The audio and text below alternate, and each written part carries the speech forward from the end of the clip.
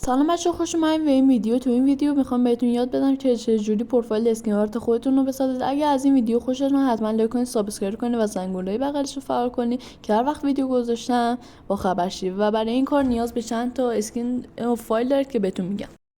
Let's go to the video.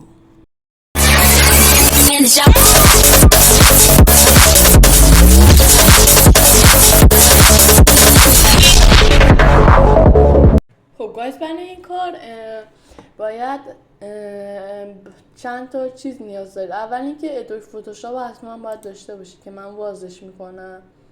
دوم اینکه باید اسکین خودتون رو دانلود کنید که اگه دانلود ندارید میتونید برید تو تیلانچر بزنید رو اسم خودتون و اسکین خودتون دانلود کنید. سوم اینکه این فایلی که من اینجا براتون میفرستم و حتما باید دانلودش کنید. بذارید ادوب فتوشاپ رو بکنم من. خب شما باید این فایل رو وقتی ادوب فتوشاپتون وا شد، بذارید من اینو یکم کوچیک کنم.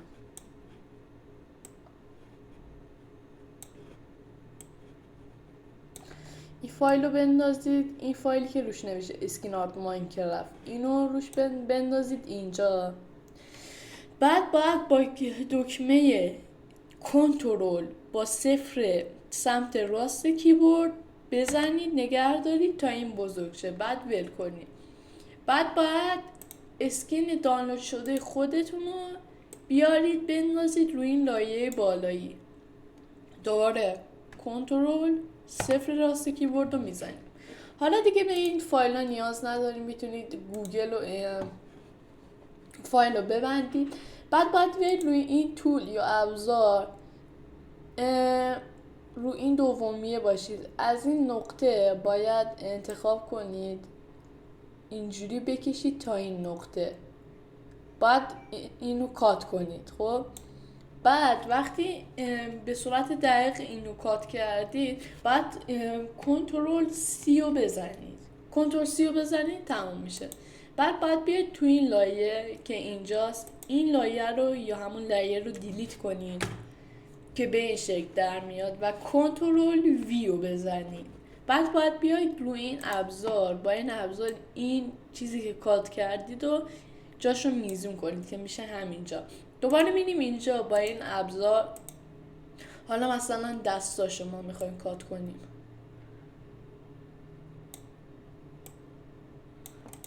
خراب کردم. 3 لایه میریم، 12 لایه میایم پایین. بعد کنترل سی رو میزنیم، کنترل وی رو میزنیم. حالا اینو میزون میکنیم. دوباره نمیخواد برید دوباره کات کنید بیارید، دوباره کنترل وی رو میزنیم. این یکی دستش هم میذاریم. حالا میمونه بدنش یا بدنش، ببخشید. اینجا شما باید بدنش تقریبا میشه اینجا، باید اینجوری تا اینقدر بکشید و بیارید پایین. کنترل سی رو بزنید، بیاید روی این ابزار، کنترل وی رو بزنید.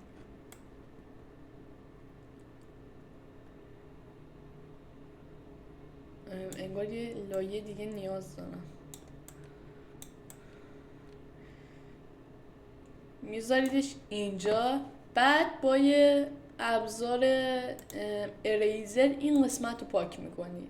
میبینید یه لایه زرد مونده، اونم عیبی نداره. اگه موند میرید یه پیکسل دو پیکسل اینجوری کنترل سی رو میزنید، کنترل وی رو میزنید و اینجا میذاریدش. به همین راحتی ما الان بدنش رو درست کردیم. فقط چی میمونه؟ این گوشه سرش میمونه، موهاش. باید موهای من کلا چون مشکیه، از یه قسمت مشکی میتونم اینجوری بکشم، کنترل سی رو بزنم، کنترل وی رو بزنم، نمیزانم اینجا. بعد با ابزار اریزر اینو پاک میکنم، اینقدرشم پاک میکنم. دوباره میام این بالا رو پاک میکنم. الان باید برید روی این ابزار، اینجا رو پاک میکنید، اینم پاک میکنید.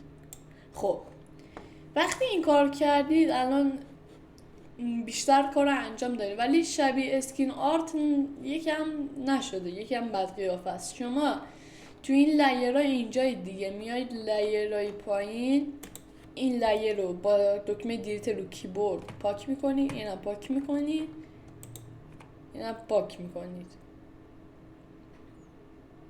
یا اگه مثلا دوست نداشتید این شکلی میشه، میتونید دوباره بیایید رو این دیلیت لیر رو بزنید و بیایید رو این.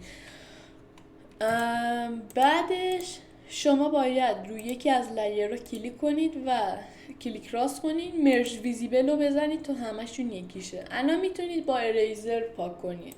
اینجوری من پاکش میکنم، اینجاشم پاک میکنم، اینجاشم پاک میکنم. الان این شد مثلا اسکین آرت مورد علاقه خودم. و شما یک تصویر زمینه ای نیاز دارید. مثلا من یه تصویر زمینه قرمز دارم از تو دسکتاپم، میارید میکشید تو اینجا، نمیندازید، میندازید اینجا. بعدش تنظیمش میکنید، اینجوری فیت اسکرینش میکنید.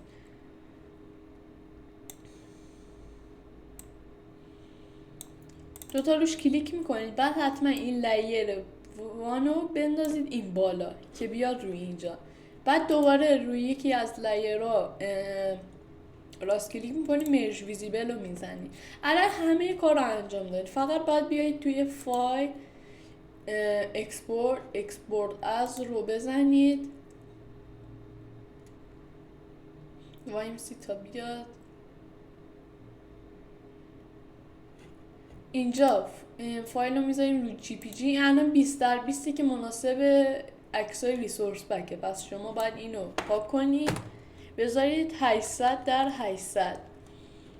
بعد میایید رو اینجا این گزینه یه دونه مونده به آخری رو انتخاب میکنید که این گزینه که شفاف شه. بعد الان همه کار انجام دادیم، فقط اکسپورت آل رو میزنید.